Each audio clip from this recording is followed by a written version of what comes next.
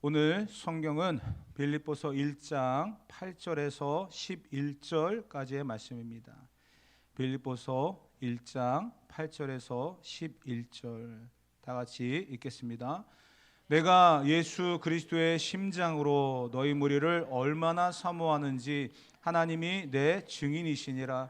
내가 기도하노라. 너희 사랑을 지식과 총명 점점 더 풍성하게 하사 너희로 지극히 선한 것을 분별하며 또 진실하여 허물 없이 그리스도의 날까지 이루고 예수 그리스도로 말미암아 의의 열매가 가득하여 하나님의 영광과 찬송이 되기를 원하노라. 아멘. 지난 시간에 이어서 우리가 계속해서 빌립보서를 보고 있습니다. 바울은 지금 옥중에서 편지를 쓰고 있습니다. 이제 그의 결과는 이미 나왔습니다. 사형입니다. 그런 가운데서 끝까지 자기가 믿음으로 세웠던 빌립보 교회 성도들에게 하늘의 소망, 구원의 확신을 가지고 살아가라고 권면하고 이야기하고 있습니다. 지금까지 배웠던 거 이미 알고 있던 거였어요. 그렇지만 이것이 무너지고 이것이 이들의 삶에 영향력이 점점점 사라지고 있으니까 흔들리더라는 거죠. 그래서 바울은 다시금 이들을 일깨워주는 차원에서 계속해서 권면의 메시지를 전달합니다. 지난 시간에 이어서 사실 3절부터 11절까지는 하나의 핵심적인 그러한 내용들이지만 오늘 우리 지난 시간과 오늘과 이렇게 또 나눠서 이렇게 보게 되어지는데요. 바울은 계속해서 기도하고 있다는 거예요. 감옥에서 나를 위해서 기도해 주십시오. 내가 기도하면 여러분들의 기도로 인해서 옥문이 열리고 다시금 기적이 일어날 것입니다. 이렇게 부탁하는 것이 아니라 내가 이곳에서 감옥에서 너희들을 위해서 기도하고 있으니 너희들도 나를 위해서 기도하고 같이 기도하면서 다시 세워가자. 그런 의도로서 본문을 이야기하고 있습니다. 우리는 어떠한 상황에서든지 기도가 우선이 되어야 된다는 것을 잊으면 안 됩니다. 기도보다 그 어떤 것이 앞장서서도 안 되는 거예요. 무엇을 하든지 우리는 기도가 돼야 된다는 거죠. 하루의 시작도 마찬가지죠. 우리는 밥 먹을 때도 이렇게 기도하잖아요. 이 식사를 할 때도 항상 밥 먹고 기도하는 게 아니잖아요. 밥 먹기 전에 기도하잖아요. 이 비유가 뭐겠어요? 기도는 가장 우선되어야 될 것이라는 거. 우리가 필리핀 선교를 몇 달 전부터 우리가 준비하면서 왔지만 그 시작은 무엇이었습니까? 기도였잖아요. 일정에 맞춰서 기도해달라고 기도 편지도 여러분이 드렸고 그 기도의 편지대로 여러분 기도해 주셨기 때문에 그러한 과정들이 있었고 기도보다 그 어떤 것이 앞장서서는 안 된다라는 거. 그것을 우리가 다시 한번 묵상해 봐야 될 그런 시간인 것 같습니다. 그래서 오늘 본문에 등장하고 있는 바울의 세 가지 기도의 내용을 살펴보기를 원하는데요. 첫 번째가 9절 말씀입니다. 다 같이 9절을 읽어보도록 하겠습니다. 내가 기도하노라. 너희 사랑을 지식과 모든 총명으로 점점 더 풍성하게 하사. 아멘. 바울이 이야기합니다. 내가 기도하고 있다. 그 기도의 내용은 이러하다. 첫 번째가 너의 사랑을 지식과 모든 총명으로 점점 더 풍성하게 하시기를 원하노라. 사랑인데 그냥 사랑이 아니라는 거예요. 그 사랑이 지식과 모든 총명으로 더 풍성해지는 그러한 사랑을 이야기하고 있습니다. 바울은 그 사랑이 무엇인지를 직접 체험했던 사람입니다. 성경에 등장하고 있는 이 사랑에 대한 이야기를 우리가 너무나 잘 알고 있죠. 베드로도 마찬가지고 요한도 마찬가지고 예수님이 직접 그들에게 사랑이 무엇인지를 보여주셨고 가르치셨어요. 그러기 때문에 그들의 서신을 보게 되어지면 사랑이 빠지지 않고 등장합니다. 그 사랑에 대한 이야기를 지금 이야기하는데 이거는 지식과 누군가에 의해서 배웠던 그러한 내용이 아니라 체험적인 사랑이거든요. 그러한 체험적인 사랑이 이제 지식과 총명으로 더 풍성해져서 너희들에게 나타나기를 원한다. 이게 바로 바울의 이야기인데요. 그 사랑이 과연 무엇일까? 8절에 보면 이렇게 이야기했습니다. 8절 다 같이 한번 읽어보겠습니다. 내가 예수 그리스도의 심장으로 너희 무리를 얼마나 사모하는지 하나님이 내 증인이시니라. 아멘. 예수 그리스도의 심장으로 내가 너희 무리를 사랑한다. 이게 뭐냐면 예수님이 나를 사랑하셨듯이 그 사랑을 내가 배웠고 체험했기 때문에 내가 여러분들을 그만큼 사랑합니다. 이런 이야기거든요. 이것을 쉬운 성경에는 이렇게 표현을 했어요. 빌립보서 1장 8절 읽어봅시다.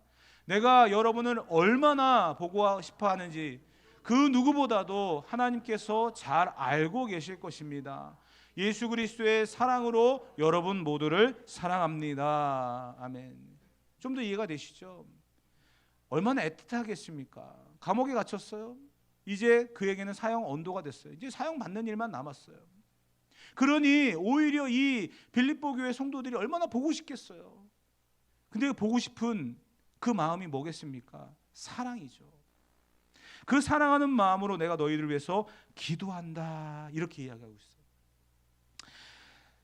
바울은 빌립보 교회 성도들을 너무너무나 사랑했습니다. 그 사랑을 표현할 때 예수 그리스도의 심장이라고 한 말까지 쓰고 있어요. 여러분, 누군가 나를 위해서 기도해 준다라고 하는 것은요, 단순하게 어떤 의무가 아닙니다. 나를 위해서 기도해 주십시오라고 했기 때문에 어떤 부탁을 받았기 때문도 아닐 것입니다. 그 기도는요, 사랑하기 때문에 나타나는 현상인 거예요. 여러분들이 자녀들을 위해서 기도할 때 엄마 오늘 나를 위해서 기도해 줘, 아빠 나를 위해서 기도해 줘 부탁하고 세상을 향해 나갑니까? 아니잖아요. 부모이기 때문에 자녀들을 위해서 기도하지 않습니까? 부탁받지 않아도 기도하는 거예요. 왜 그럴까요? 사랑하기 때문이에요. 사랑을 받아야 돼요. 우리는 사랑받는 존재가 되어야 됩니다. 미움받는 존재가 아니라 사랑받는 존재가 되어야 돼요. 그러면 자연스럽게 나오게 되어 있어요. 자연스럽게 그분에서 기도하게 되고요, 그분에게 마음이 쏟아진다는 거예요. 그것이 바울이 보여주고 있는 사랑에 대한 이야기입니다. 우리는 서로 사랑을 받고 주는 그런 존재가 되어야 됩니다. 그랬을 때 진정한 기도가 나온다는 것을 우리는 잊지 말아야 할 것입니다. 그러면서 빌립보서 1장 9절 말씀에 바울이 이야기했던 것을 또 쉬운 성경을 잠깐 또 우리가 인용해 볼 텐데요. 한번 봅시다. 읽어봅시다. 여러분을 위해서 기도합니다. 여러분의 사랑이 나날이 커지고 그 사랑으로 더 풍성한 지식과 통찰력을 갖게 되기를 기도합니다. 아멘. 바울이 이야기하는 이 사랑이 체험적인 사랑으로서 내가 당신들을 사랑하기 때문에 기도합니다라고 하는 전제를 이야기하면서 바울이 이야기하는 게 뭐냐면 점점 더 풍성해지길 원한다. 이것을 이야기하고 있습니다. 더 나아진다는 거죠. 처음은 완벽했는데 점점점 희미해지는 그런 게 아니라 처음보다 더 진한 사랑, 처음보다 더 풍성한 사랑을 이야기하고 있습니다. 예수님이 이 땅에 오셔서 첫 번째 의도하진 않으셨는지 의도하셨는지 모르겠지만 가나의 혼인잔치를 베푸셨죠. 그때에 포도주가 떨어졌습니다. 잔치 자리에 포도주는 굉장히 중요한 건데 포도주가 떨어졌어요. 사람들이 어디서 이 밤에 포도주를 구할까 고민하고 있을 때 어머니가 이야기하죠. 예수님의 말만 들으면 일이 일어난다. 예수님이 이야기합니다. 빈 항아리가 있으면 거기에 물을 갖다 부어라. 포도주가 아니라 물을 갖다 부으라는 거예요. 그리고 난 다음에 가서 또 사람들에게 나눠줘라. 사람들이 그것을 마시면서 이야기합니다. 원래는 좋은 것을 준비해 놓고 그것이 떨어지면 질이 낮은 그러한 포도주를 대접하는 게 일반적인데 어떻게 지금 나온 것이 아까 먹었던 처음 먹었던 것보다 더 좋은 것을 내놨느냐, 모두가 이야기를 했다는 거예요. 우리가 더 풍성해지는 사랑을 할 수 있는 비결이 뭘까요? 내 힘으로는 안 되는 거예요. 예수님이 함께 하셔야 되는 겁니다. 그 혼인잔치의 포도주가 더 좋은 포도주가 될 수 있었던 것은 예수님이 하셨기 때문이에요. 저와 여러분들이 더 풍성한 사랑을 할 수 있는 것은 다른 게 아닙니다. 예수님이 나와 함께 하실 때 그 역사가 일어나는 줄 믿습니다. 예수님이 그 사랑하셨던 제자들, 그 제자들은 그 사랑에 대해서 이렇게 이야기했어요. 요한 1서 4장 7절 다 같이 한번 읽어봅시다.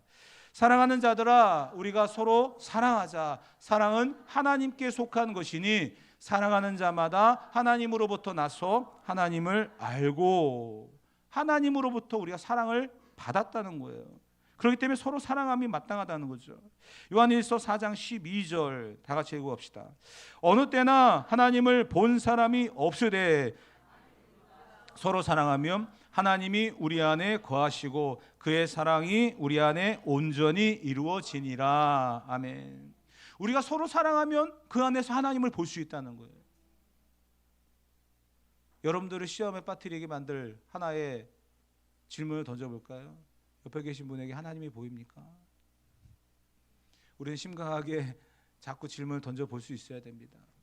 우리가 서로 사랑하면 그 안에서 하나님을 볼 수 있다는 거예요. 그 진리와 그 핵심을 우리가 놓치면 절대 안 될 줄 믿습니다. 그래서 예수님께서도 사랑에 대한 이야기를 계속 이야기하셨죠. 마태복음 22장 34절부터 40절까지 천천히 한번 읽어보도록 합시다. 예수께서 사두개인들로 대답할 수 없게 하셨다함을 바리새인들이 듣고 모였는데 그 중에 한 율법사가 예수를 시험하여 묻되 선생님, 율법 중에서 어느 계명이 크니이까? 예수께서 이르시되 내 마음을 다하고 목숨을 다하고 뜻을 다하여 주 너희 하나님을 사랑하라 하셨으니 이것이 크고 첫째 되는 계명이요 둘째도 그와 같으니 내 이웃을 내 자신같이 사랑하라 하셨으니 이 두 계명이 온 율법과 선지자의 강령이니라. 아멘. 서로 사랑하면 하나님 사랑하는 모습이 그 안에 드러나고요, 이웃을 사랑하면 그 모든 것들이 다 하나로 이루어질 수 있다는 거예요.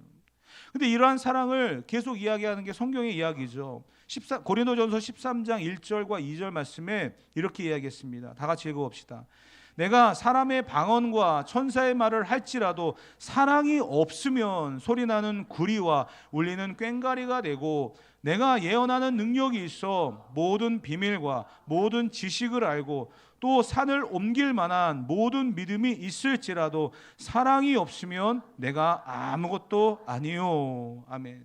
사랑이 전제되지 않고 사랑이 동반되지 아니하면 아무것도 아니라는 거예요. 그렇기 때문에 우리는 사랑, 특별히 바울이 이야기하고 있는 예수 그리스도의 심장, 그것으로 이식하고 사랑하는 저와 여러분이 되어야 될 줄 믿습니다. 그런데 어떻게 해야 된다고요? 그것이 점점 더 풍성해져야 된다는 거예요. 그런데 풍성하지 못하는 결과들도 분명히 있습니다. 성경에 보게 되면 이런 이야기 했어요. 계시록 2장 4절에 보면 이렇게 이야기했습니다. 그러나 너를 책망할 것이 있으니 너의 처음 사랑을 버렸느니라. 아멘이란 말이 나오기 정말 힘든 그런 이야기죠. 에베소 교회에게 말씀하셨던 이야기입니다. 처음 사랑을 버렸느니라. 사람은 그렇습니다. 처음 그 마음을 잊어버릴 때가 있고요, 처음에는 화려하지만 점점점 약해져 가는 게 사람의 모습이죠. 그래서 뭐라고요? 예수님이 함께 하시는, 그래야 더 풍성해지는 역사가 일어날 줄 믿습니다. 그러면 그 풍성해지는 방법이 뭐냐? 두 가지를 이야기했어요. 총명과 또 분별력, 판단력이죠. 첫 번째 총명은 무엇입니까? 지식적인 깨달음이에요. 그러면 지식적인 깨달음이 과연 무엇으로부터 시작되어질까요? 그것은 하나님의 말씀이라는 거예요. 하나님의 말씀에 기록되어 있는 이 내용들이 우리로 하여금 하나님의 사랑을 깨닫게 되어지고 그 깨닫게 되어진 말씀을 삶으로 실천할 수 있게끔 만들어간다는 겁니다. 그렇기 때문에 어떻게 돼요? 우리는 말씀을 주야로 묵상하는 사람이 되어야 된다는 거예요. 벼는 익을수록 고개를 숙인다는 말이 있습니다. 왜 그럴까요? 다 익었기 때문에 수확하라는 그런 표시입니다. 그런데요, 저는 이런 생각도 들더라고요. 많이 배우고 많이 알고 그러면은 하나님의 사랑과 은혜를 많이 알면 알수록 겸손해지는 거예요. 세상을 향해 고개를 바짝 들고 살아가는 게 아니라 고개를 숙이고 겸손해지는 거예요. 하나님의 말씀으로 훈련되어지고 무장된 사람은요, 절대로 교만할 수 없습니다. 그게 진리입니다. 말씀으로 무장하지 않고 말씀으로 나를 채찍질하지 않기 때문에 계속 고개를 드는 거예요. 그러면 수확할 수 없어요. 열매를 거둘 수가 없어요. 고개를 숙여야만 그 열매를 거둘 수 있는 겁니다. 저와 여러분들이 예수 그리스도의 심장, 그 사랑이 내 안에 풍성하게 더 역사가 일어나도록 날마다 하나님의 말씀으로 무장할 수 있는 저와 여러분 되어지기를 주님의 이름으로 축복합니다. 또한 분별력이 있어야 된다고 이야기했어요. 분별력이 뭡니까? 10절에 보면 이런 말씀이 기록되어 있습니다. 다 같이 한번 읽어봅시다. 너희로 지극히 선한 것을 분별하여 또 진실하여 허물 없이 그리스도의 날까지 이루고. 아멘. 사랑의 종류를 계속 이야기했어요. 풍성한 사랑, 지식적인 사랑, 그러니까 총명이죠. 또 더 나아가서는 분별하는 그런 사랑에 대해서 이야기했어요. 우리가 분별하지 아니하면 안 된다라는 거예요. 성경의 말씀을 우리가 잘못 분별하면 이런 이단들이 굉장히 많습니다. 뭐 통일교나 이슬람교 이런 거는요, 성경을 갖고 이야기하는 게 아니기 때문에요, 완전히 그 생각할 필요도 없어요. 근데 문제는 뭐냐면 성경을 갖고 변형되어진 그런 이단들을 우리가 조심해야 된다는 거예요. 이단이라고 하는 게 끝단자 다를 이자거든요. 그러니까 끝이 다르다는 이야기예요. 똑같은 성경을 갖고 있지만 끝이 다른 거예요. 왜 이단들이 이런 이야기 하잖아요. 성부, 성자, 성령, 성경의 이야기예요. 성부, 성자, 하나님이 태초에 천지를 창조하시니라 성부 하나님이 등장했어요. 예수님이 육신을 입고 이 땅에 오셨어요. 성자 예수님이 등장했어요. 성령 하나님을 보내주신다고 했잖아요. 근데 안 보인다는 거예요. 그래서 어떻게 합니까? 강대상에다가요, 성부, 성자, 성령의 의자 3개를 갖다 놔요. 그리고 자기가 성령의 자리에 앉아요. 내가 성령 하나님이야. 이게 이단이에요. 이해가 되십니까? 성경을 제대로 해석하지 않으니까 이런 일들이 생기는 거예요. 그렇기 때문에 우리는 분별력이 있어야 된다는 거예요. 갈라디아서 3장 1절 말씀 다 같이 읽어봅시다. 어리석도다 갈라디아 사람들아, 예수 그리스도께서 십자가에 못 박히신 것이 너희 눈앞에 밝히 보이거늘 누가 너희를 꾀더냐. 지금 예수님의 십자가가 그들 앞에 있었는데도 불구하고 다른 사람들의 이야기에 귀를 기울이면서 무너지고 마음을 돌이키고 그 교회 안에 있었다는 거예요. 성경의 가르침, 성경의 내용을 제대로 내 것으로 만들지 아니하면 우리도 무너질 수밖에 없습니다. 분별력 없으면 안 된다는 거예요. 그래서 바울이 이야기하는 겁니다. 로마서 12장 2절 다 같이 읽어봅시다. 너희는 이 세대를 본받지 말고 오직 마음을 새롭게 함으로 변화를 받아 하나님의 선하시고 기뻐하시고 온전하신 뜻이 무엇인지 분별하도록 하라. 아멘. 이 세대를 본받는 자가 아니야, 따라가는 자가 아니에요. 그리스도인은요, 이 세대를 이끌어가는 사람입니다. 근데 그러려면 무엇이 필요할까요? 분별력이 필요한 거예요. 그 분별력은 무엇입니까? 하나님의 선하시고 기뻐하시고 온전하신 뜻이 무엇인지 분별하도록 하라. 하나님의 뜻을 우리가 어떻게 알 수 있겠어요? 성경이에요.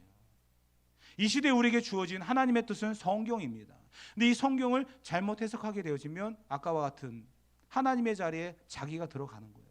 그러면 이단이 되는 겁니다. 우리는 하나님의 말씀을 제대로 배우고 깨닫고 알아서 분별력을 가지고 이 세상을 주도해가는 그런 저와 여러분들이 되어야 될 줄 믿습니다. 그게 바울이 첫 번째로 빌립보 교회 성도들에게 하는 그런 내용입니다. 두 번째로 바울이 기도하고 있는 내용은 이런 겁니다. 10절 말씀을 다시 한번 읽어볼 텐데요, 다 같이 읽어봅시다.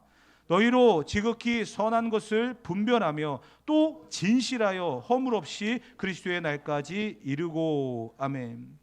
진실하여 허물이 없는, 여러분, 진실하고 허물이 없다라고 하는 것은요, 사실 우리에게 해당되어지는 이야기는 아닙니다. 왜냐하면요, 우리는 죄인이기 때문이죠. 마찬가지로 빌립보서 1장 10절을 쉬운 성경으로 한번 접근해 보도록 하겠습니다. 읽어봅시다. 선함과 악함을 분별하여 선한 것을 선택할 줄 알게 되어서 그리스도께서 오시는 날에 깨끗하고 흠없는 모습으로 서게 되기를 기도합니다. 아멘. 바울이 이야기하잖아요. 진실하여 허물이 없는, 그렇게 깨끗한 사람이 과연 몇 명이나 될까요? 저는요, 한 명도 없다고 이야기합니다. 그렇게 자신 있게 이야기할 수 있어요. 진실하여 허물이 없는 그런 사람 과연 한 명이라도 있을까요? 저는 없다고 자신 있게 말할 수 있어요. 우리가 다 죄인이라는 건, 그것을 인정하지 않고서는 하나님 앞에 설 수 없습니다. 인사청문회를 합니다. 국가의 지도자를 뽑기 위해서 인사청문회를 하면은요, 서로 그냥 그 사람이 잘하는 거 이야기하지 않잖아요. 막 그냥 그 사람이 못하는 거, 문제점, 얼마나 그런 이 정말 피 튀기듯이 싸우는 그런 장면들을 인사청문회를 통해서 봅니다. 털어서 먼지 안 나는 사람 없다고 하잖아요. 저는 인사청문회 안 봐요. 보면은요, 건질 게 없어요. 그 사람의 업적, 그 사람의 위대함, 그 사람이 왜 이 자리에 필요한지에 대한 이야기는 하나도 없어요. 맨 그 사람 허물, 잘못된 거 그냥 뭐 사돈의 팔촌까지 다 끌어와가지고 그걸 뭐하러 봅니까? 왜 그걸 하는지 모르겠어요. 근데요, 보니까 문제는 있더라고요. 그러니까 건드리겠죠. 그러니까 이야기하겠죠. 하나님의 청문회를 한번 생각해 보시기 바랍니다. 우리가 하나님 앞에 섰습니다. 예를 들어서 이런 거예요. 하나님, 우리 필리핀 선교 6박 7일 동안 잘하고 왔어요. 정말 어른들이 뿌려놓은 씨앗을 우리 학생들이 거두면서 정말 이 선교는 계속해야 된다라고 하는 그 사명감을 갖고 돌아왔어요. 하나님, 우리 잘했죠? 막 기쁨과 감사함으로 하나님 앞에 섰는데 너 이거 부족하지 않았니? 그래 너 이렇게 모자라지 않았니?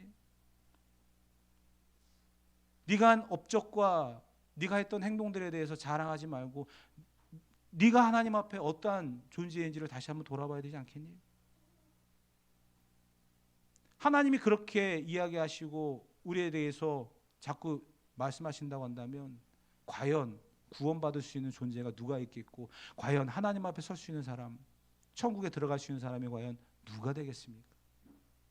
그래서 하나님은요, 진실하여 허물이 없는 삶을 살아가라, 완벽한 사람이 되라 라고 이야기하면서 우리에게 요구하시는 게 아니라 그곳에 하나님의 은혜를 주시는 거예요. 그게 뭐냐면, 하나님, 나 죄인입니다. 말에 실수가 많은 사람이고요, 항상 생각하는 것이 올바르지 못한 사람입니다. 죄인입니다. 그래, 너 죄인이야, 일로 나와, 회초리. 원래 너 죄인이야, 거기에 많은 형벌. 그렇게 감당해야 될 우리입니다. 그렇게 책임을 져야 될 우리입니다. 그런데요, 하나님께서 우리에게 그 형벌을 담당해야 될 우리에게 그 형벌을 대신 갚아버리는 거예요. 그게 하나님의 은혜라는 거죠. 예수님을 이 땅에 보내셔서 십자가에 못 박아버렸어요. 여러분, 그게 가능하다고 생각하십니까? 인간적인 생각으로는요, 그 사람이 벌을 받아야 되면 그 사람에게 벌을 줍니다. 그런데 그 벌을 야, 내가 대신 갚을게. 내가 대신 그거 담당할게. 아니, 어떻게 해요? 내가 아들을 그냥 못 박아버릴게. 대신 죽일게. 여러분, 이게 인간의 생각으로 가능하다고 생각하십니까? 그렇게 우리의 죄와 허물을 덮어버리시는 거예요. 그게 바로 우리를 진실하여 허물이 없는 사람으로 세우시는 그런 하나님의 은혜라고 하는 것입니다. 바울이 지금 두 번째 이야기하고 있는 것이 바로 이런 거예요. 우리를 덮어버린다는 거예요. 우리의 죄를 덮고 가려주지 아니하면요, 우리는 하나님 앞에 설 수가 없습니다. 그래서 너희가 그 은혜를 기억하며 살아라. 그 하나님의 덮어주시는 사랑, 구원은 절대 공짜가 아니에요. 여러분 보세요. 우리 학생들이 지금 핸드폰 다 쓰고 있습니다. 100만 원이 넘는 핸드폰이에요. 근데 자기가 샀어요? 근데 부모가 야, 한번 그거 한번 줘봐봐. 절대 안 주잖아요. 자기 것도 아닌데. 여러분, 구원은요 절대 공짜가 아니에요. 하나님 편에 있어서는요, 그 아들을 값없이, 내가 값없이 받았다고 해서 이 구원이 약해져서는 절대 안 됩니다. 하나님 편에서는 그 아들을 희생하셨어요. 그 구원의 은혜가 우리에게 있기 때문에 우리는 죄사함, 죄인이 의인이라고 부르심을 받는 그 은혜를 누리며 살아가게 된다는 거예요. 그것을 잊어버리는 순간에 우리는 구원이 무너지는 겁니다. 그것이 무너지는 순간에 교회는 사랑이 식어버리는 거예요. 시편 32편 1절 2절 다 같이 읽어봅시다. 허물의 사함을 받고 자신의 죄가 가려진 자는 복이 있도다. 마음에 간사함이 없고 여호와께 정죄를 당하지 아니하는 자는 복이 있도다. 아멘. 허물의 사함을 받고 하나님이 덮어주시는 그 은혜로 살아가는 사람은 복이 있다는 거예요. 필리핀 우리 학생들 갔을 때 다 각자 이 다양한 아이들을 만났거든요. 근데 그 아이들이요, 평상시에는 그렇게 입고 다니지 않아요. 평상시에는 그렇게 깨끗하지 않아요. 근데 한국에서 자기들을 후원해주는 교회와 성도들이 온다는 이야기를 듣고 얼마나 때를 밀고 광택을 냈는지 옷들도요 정말 좋은 거 잘 입고 나왔더라고요. 여러분, 만약에 그렇게 나오지 않았다고 해서 우리가 그들을 미워하겠습니까? 냄새 난다고 더럽다고 해서 우리가 그들을 멀리 했겠습니까? 아니라는 거예요. 여러분들이 나를 후원해 줘서 내가 이렇게 살아갑니다, 보여주고 싶은 거. 그러면서 그들을 보고 우리는 깨닫는 거죠. 아, 하나님 앞에서 우리가 죄인인데 이 더러움을 갖고 냄새나는 삶을 살아가고 있는데 하나님이 덮어주시지 아니하면, 가려주시지 아니하면 우리는 살 수 없는 존재구나. 이것을 깨닫는 사람이 진정한 성도인 줄 믿습니다. 바울이 그런 기도를 하겠다라는 거, 그렇게 살아가라고 이야기하고 있다는 거예요. 그래서 바울은 이야기하죠. 날마다 죽노라. 날마다 십자가 나를 못 박는다. 그런 삶을 살아가지 아니하면요, 변화되지 않고 성장할 수 없습니다. 그리고 처음보다 안 좋은 그런 삶으로 타락할 수밖에 없는 거예요. 우리는 성장해야 돼요. 더 풍성해져야 돼요. 그걸 바울이 이야기하고 있지 않습니까? 마지막 세 번째, 바울의 세 번째 기도는요, 11절 말씀입니다. 다 같이 읽어봅시다. 예수 그리스도로 말미암아 의의 열매가 가득하여 하나님의 영광과 찬송이 되기를 원하노라. 아멘. 열매라고 하는 것을 건드렸습니다. 열매. 그런데 이 열매라고 하는 것은요, 굉장히 성경이 우리의 삶에 적용하라고 가르치고 있는 내용들이죠. 어떤 열매를 맺느냐 굉장히 중요합니다. 저는 이제 이번에 필리핀 가서 참 이 망고 나무들을 굉장히 많이 봤습니다. 우리나라는 과수원 가면은 뭐 사과나무, 배나무 이렇게 심어져 있는데 망고 나무만 잔뜩 심어놓은 그런 우리나라의 과수원 같은 그런 데도 봤어요. 근데 아직 철이 아니어가지고요, 요만하더라고요. 요만한. 근데 땅에 떨어져 있는 망고 열매가 하나 있길래 집었어요. 그 아이들한테 보여줬어요. 이게 망고야 그랬더니 애들이 좀 신기해하더라고요. 망고 나무에 망고가 열리니까 망고 나무라고 이야기하지 않습니까? 열매를 알고 아는 거예요. 그렇죠? 우리의 열매는 과연 무엇이냐? 여기 보게 되시면 의의 열매가 가득해야 된다라고 하잖아요. 의의 열매. 의라고 하는 게 뭘까요? 우리는 의인이 될 수 없고 의로운 사람이 될 수 없습니다. 그런데 의의 열매가 가득해야 하나님 앞에 영광과 찬송이 된다는 거예요. 성경은 이런 이야기도 했어요. 갈라디아서 5장 22절부터 23절에 보게 되어지면 성령의 열매를 이렇게 얘기했습니다. 읽어봅시다. 오직 성령의 열매는 사랑과 희락과 화평과 오래 참음과 자비와 양선과 충성과 온유와 절제니 이 같은 것을 금지할 법이 없느니라. 성령의 9가지 열매를 말하고 있지만 우리는 인격적으로 부족한 사람들이라 이 열매를 다 맺을 수 없습니다. 구호를 외친다고 해서 되는 게 아니에요. 자, 우리 성령의 9가지 열매를 맺읍시다. 사랑, 희락, 화평, 충성, 온유, 절제 막 이야기한다고 해서 됩니까? 아니에요. 삶으로 드러나야죠. 망고나무가 있는데 망고가 안 열려 있으면 그냥 실망하고 가는 거예요. 열매가 있으니까 그나마 봐주는 거죠.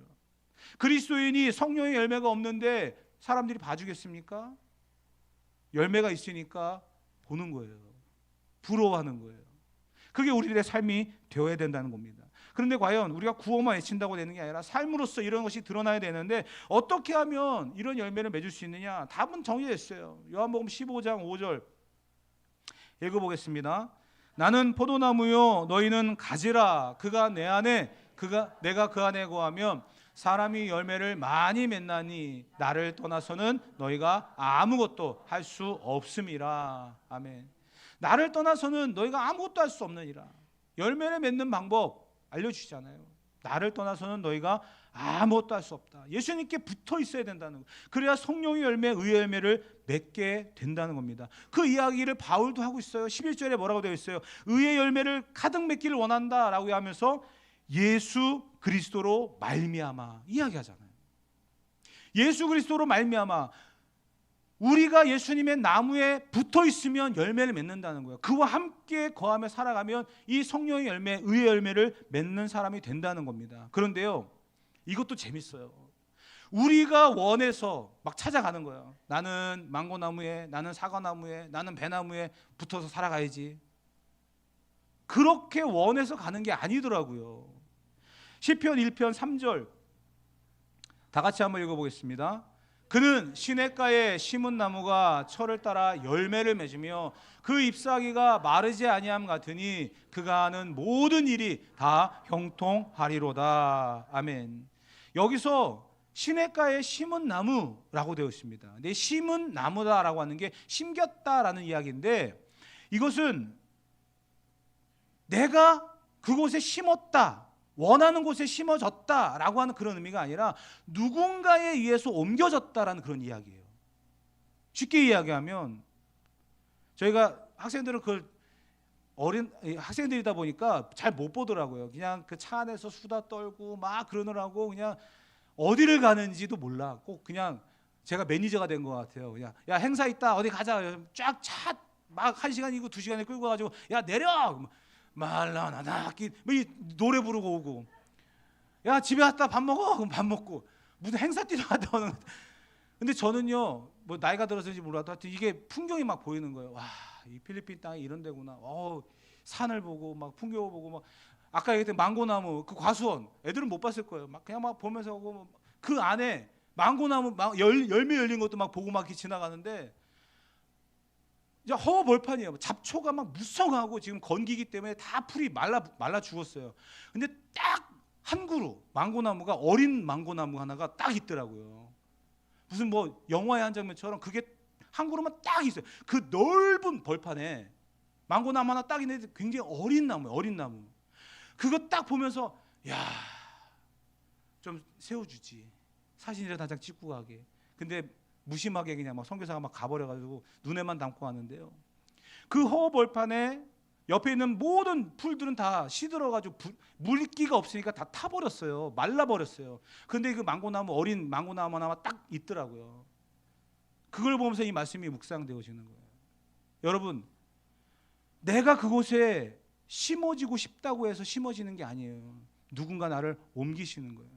메마른 사막과도 같은 더 이상 살 수 없는 그 환경 속에서 죽을 수밖에 없고, 그런데 그를 옮기신 거예요. 어디로요? 시절을 따라 열매를 맺을 수 있는 곳으로. 그러니까 바울은요 무엇을 이야기하고 싶으냐면, 내가 너희를 위해서 기도한다. 사랑이 풍성해지기를 원한다. 그리고 진실하게 허물 없기를 원한다. 너희가 열매를 많이 맺기를 원한다. 이 모든 기도의 세 가지 내용의 공통적인 핵심은 하나님의 은혜를 잊지 않고 살아가야 된다. 너희가 예수님 안에 있다는 사실을 잊으면 안 된다라는 이야기입니다. 교회가 은혜가 없으면 안 되잖아요.